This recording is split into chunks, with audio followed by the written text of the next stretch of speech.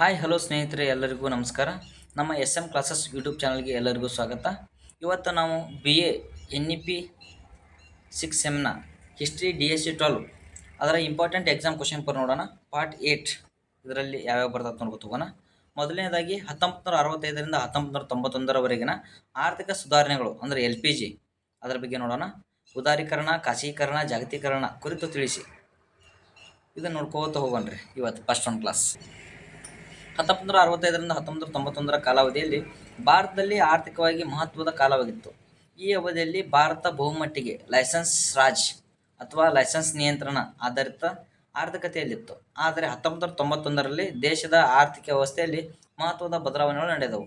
ಇವು LPG ಸುಧಾರಣೆಗಳು ಅಂದರೆ ಉದಾರೀಕರಣ, ಖಾಸಗೀಕರಣ, ಜಾಗತೀಕರಣ ಎಂದು ಪ್ರಸಿದ್ಧಿ ಪಡೆದಿವೆ. 1965ರಿಂದ 1991ರವರೆಗಿನ ಆರ್ಥಿಕ ಸ್ಥಿತಿ.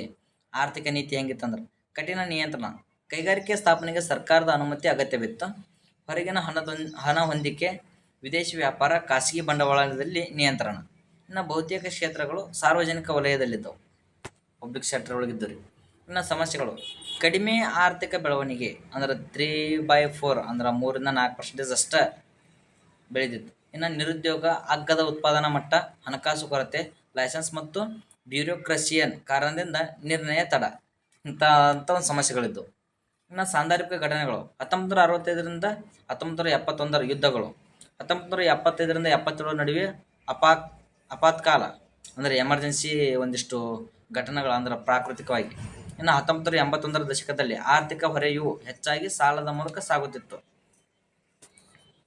ಅದಾದ ನಂತರ 1991ರ LPG ಸುಧಾರಣೆಗಳು.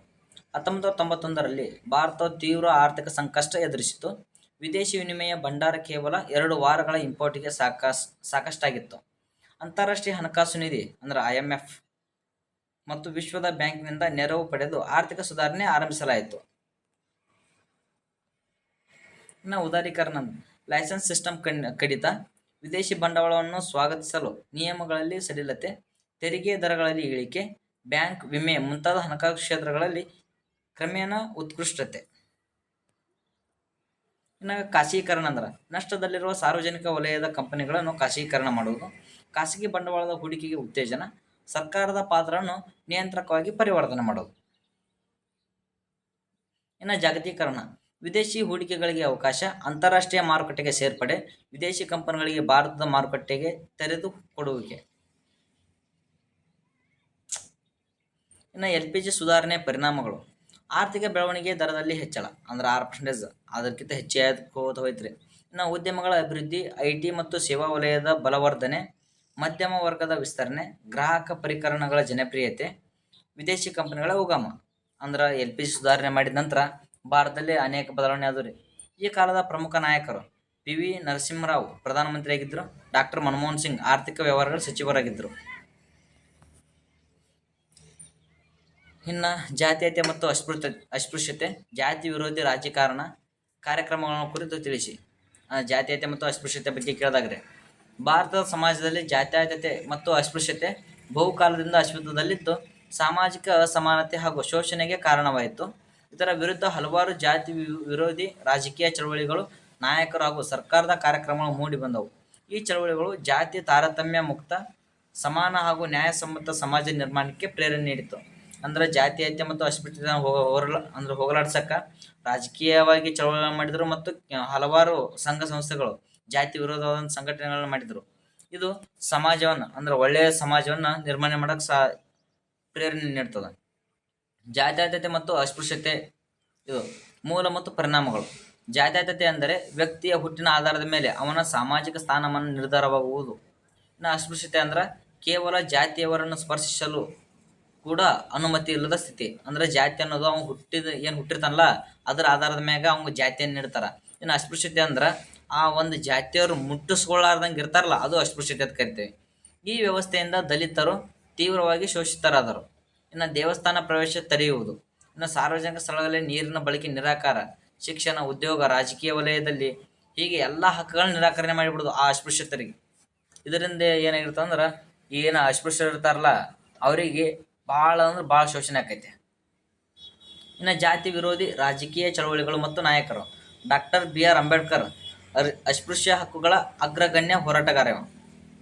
ಅದಾಗಿಂದ ಜಾತಿ ನಾಶ ಕೃತಿಯಲ್ಲಿ ಜಾತಿ ವ್ಯವಸ್ಥೆಯ ವಿರುದ್ಧ ಕಠಿಣ ಆಕ್ರೋಶ. ಪೂನಾ ಒಪ್ಪಂದ 1932ರಲ್ಲಿ ದಲಿತರ ರಾಜಕೀಯ ಹಕ್ಕಿಗೆ ಬಲ. ಇನ್ನು ಸಂವಿಧಾನದಲ್ಲಿ ಅಸ್ಪೃಶ್ಯತೆ ನಿಷೇಧ ಕಲಂ 17 ನೋಡ್ರಿ. ದಲಿತರ ಸ್ವಾಭಿಮಾನಕ್ಕಾಗಿ ಬೌದ್ಧ ಧರ್ಮಕ್ಕೆ ಪರಿವರ್ತನೆ. ಅಂದ್ರೆ ದಲಿತರ ಸ್ವಾಭಿಮಾನ ಅಂದ್ರೆ ಅವ್ರಿಗೆ ನಮಗೂ ಹಕ್ಕು ಬೇಕು, ನಮಗೂ ಗೌರವ ಸಿಗಬೇಕು ಅನ್ನೋದ್ರ ಸಲುವಾಗಿ ಅವರು ಬೌದ್ಧ ಧರ್ಮಕ್ಕೆ ಪರಿವರ್ತನೆ ಹೊಂದಕ್ಕೆ ಚಾಲು ಮಾಡ್ತಾರೆ. ಇನ್ನು ಪೆರಿಯಾರ್ ರಾಮಸ್ವಾಮಿ ಅವರು ತಮಿಳುನಾಡು ಸ್ವಾಭಿಮಾನ ಚಳವಳಿ ಸ್ಥಾಪನೆ. ಬ್ರಾಹ್ಮಣ ಪ್ರಭುತ್ವ ಮತ್ತು ಜಾತಿಯ ವಿರುದ್ಧ ಪ್ರಬಲ ಹೋರಾಟ. ದ್ರಾವಿಡ ರಾಜಕೀಯದ ಪರಿಕಲ್ಪನೆಯ ಮೌಲ್ಯ ಸ್ಥಾಪನೆ. ಇನ್ನು ಜ್ಯೋತಿಬಾ ಫುಲೆ ಮತ್ತು ಸಾವಿತ್ರಿಬಾಯಿ ಫುಲೆ ಶೂದ್ರರ ಮತ್ತು ಮಹಿಳೆಯರ ಶಿಕ್ಷಣದ ಪರಿಯೋಗ. ಜಾತಿ ಆಧಾರಿತ ಶೋಷಣೆ ವಿರುದ್ಧ ಮುನ್ನಡೆಯ ಹೋರಾಟ.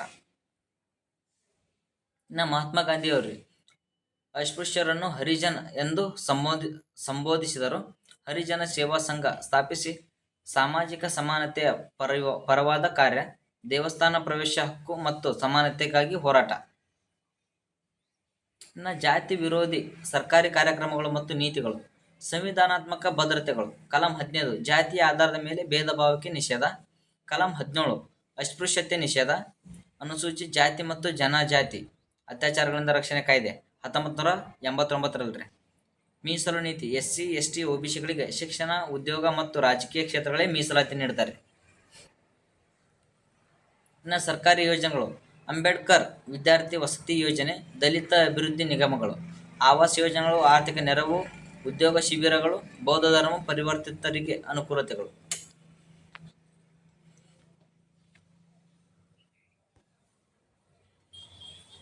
ಇನ್ನು ರಾಜಕೀಯ ಪಕ್ಷಗಳು. ಬಹುಜನ ಸಮಾಜ ಪಕ್ಷ BSP, ಕಾಶ್ಮೀರ ಮತ್ತು ಮಾಯಾವತಿ. ದಲಿತರು, ಪಿಂಚಳ ಜಾತಿಗಳಿಗೆ ರಾಜಕೀಯ ಪ್ರಾತಿನಿಧ್ಯ.